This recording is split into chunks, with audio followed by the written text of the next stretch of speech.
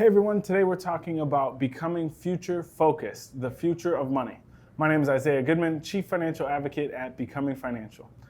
Today we want to talk about the future of money. In one of my previous videos and blog posts, we talked about how we got to where we're at today with money. Today I wanted to give you a couple ideas around what I think is going to be the future of money.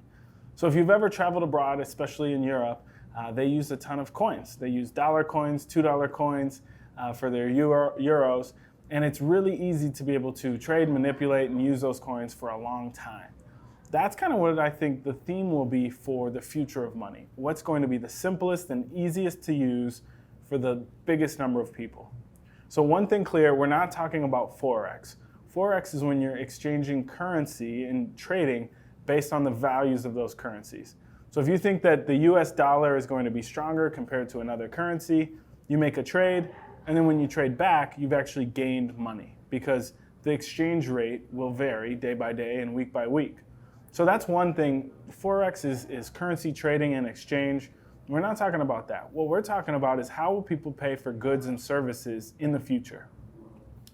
First, one of the things we've seen is some sort of trading or cashless program where people can exchange money. This is things like PayPal, Cash App, and Venmo. Almost all of these platforms have come out with their own debit card. So now I can send money from myself to somebody else, they can send it to somebody else, and they can use their PayPal card to pay for goods and services. Well, this is a sense of decentralization. The banks have kind of stepped out of it. No longer do you have to go to Wells Fargo or Bank of America or US Bank. You can just Cash App it from person to person and then use the Cash App card to pay for your goods at whatever store you go to. So that to me is going to be one big thing that I see in the future is how easy can I send money to somebody else, and then can they use their money instantly, right away for other goods and services. The other big thing that we're thinking is this sort of branded pay. So almost every big phone company has it now. You've got Apple Pay, you've got Samsung Pay, you've got Google Pay, whatever big tech company you want, even Facebook, they've got a way to pay people through the Messenger app. This idea of branded pay platforms, I think, is going to continue to grow. They might even start to merge with some of those other things where, for example, the whole reason that PayPal got big is because they were a key feature of eBay when it started. Well, if something like Facebook can catch on to some new technology that's going to make it easier for you to trade goods and services, that's going to be the one that wins. Now, of course, if we're talking about the future of money, we have to talk about cryptocurrency and blockchain.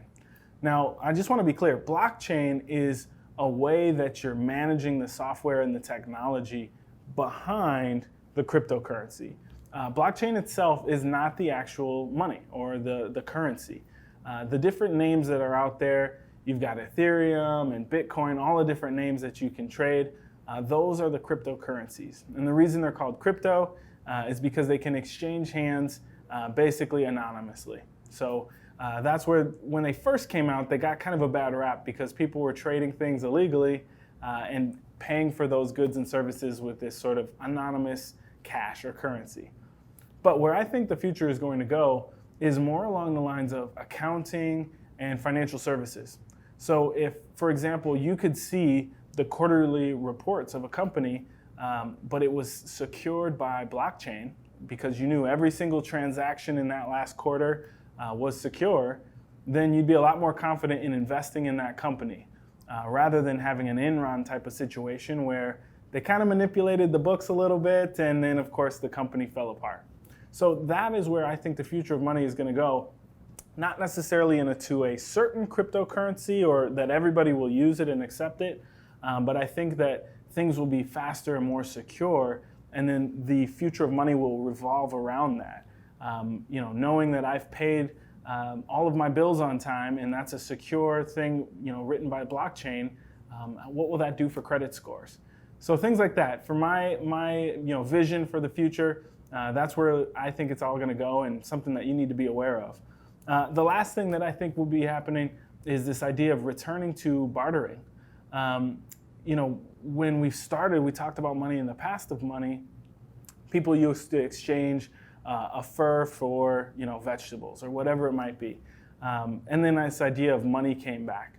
Well, what I think could happen again in the future is this exchange for goods and services via bartering, but just using technology to facilitate the transactions. So I will give you X number of hours of video content editing if you give me X number of hours of financial consulting. And then we put that onto a digital platform to secure that contract, and we say that there's a worth to that.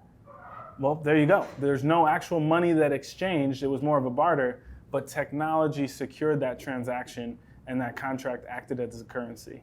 So in kind of recapping, think about decentralization, this branded pay, blockchain, and then this idea of returning to bartering via technology.